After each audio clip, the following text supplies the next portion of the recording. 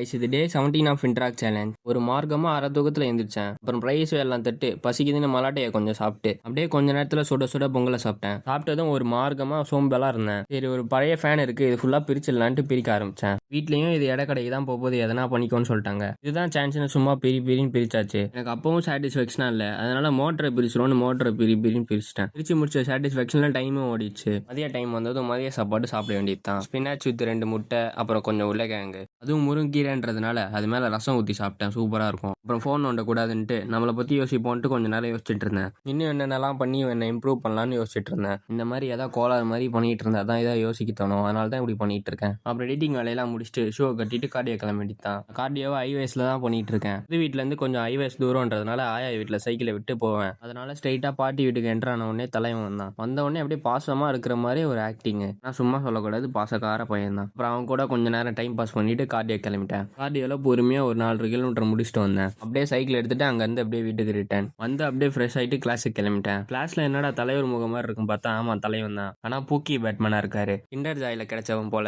எனக்கு தெரிஞ்சு கிண்டர் ஜாயை நான் ஒரே ஒரு தடவை சாப்பிட்டுருக்கேன். அது சின்ன வயசுல ஆட முடிச்சு வாங்கினது. அப்புறம் வழக்கம் போல கிளாஸை முடிச்சுட்டு அப்படியே கிளம்பிட்டேன். வீட்டுக்கு வந்தது மாமா கிட்ட இருந்து ஃபோன் வந்துச்சு. கோயிலுக்கு வர சொன்னாரு. கிளம்பிட்டேன். கோயிலுக்கு போய் அவர் கூட ஜாயின் ஆகி பிசினஸ் பார்த்துட்டு இருந்தேன். அப்புறம் ஒரு 10 மணிக்கே பேக் பண்ணி வீட்டுக்கு வந்தாச்சு. அப்புறம் பொருள்லாம் இறக்கி வச்சுட்டு மாராக்கு ஒரு டாட்டா போட்டு அங்கிருந்து அப்படியே கிளம்பிட்டேன். வீட்டுக்கு ரீச் ஆனதும் ஒர்க் அவுட் பண்ற வேலை தான். நான் போய் ஒர்க் அவுட் ஆரம்பிக்கிறேன். கரண்ட் கட்டு. அதுக்கப்புறமா ஒர்க் அவுட் பண்ண சார்ஜும் இல்லை வீடியோ எடுக்கிற அளவுக்கு. அதனால தான் அடுத்த நாள் காலைல எடுத்த கிளிப்பை இப்போ ஆட் பண்ணிக்கிறேன். பேக் அண்ட் பைசெப்ஸ் தான் போட வேண்டியது. பேக்குக்கு ஃபர்ஸ்ட் எடுத்தோடனே புல்லப்ஸ் போட்டேன். தெரிஞ்சோ தெரியாமலோ காலைல அதை வீடியோ எடுக்க மறந்துட்டேன். அப்புறம் தம்பிள்ஸை வச்சு ஒரு 3 வேரியேஷனை போட்டேன். எல்லாத்துலேயும் 3 செட்டு 15 ரெப்புன்ற கணக்கில் இந்த ஒர்க் அவுட்டை முடிச்சுக்கிட்டேன். அப்புறம் இருட்டிலே குளிச்சு இருட்டிலே தோசையை ஊற்றி, இருட்டா இருக்கே இதான் சான்ஸ்னு ஒரு முட்டையை திருடி முட்டை தோசையை ஊற்றிக்கிட்டேன். இதெல்லாம் செஞ்சு முடிக்கவே மணி 11 ஆயிடுச்சு. அப்புறம் சாப்பிட்டு நீ நாளை முடிச்சுக்கிட்டேன். பை.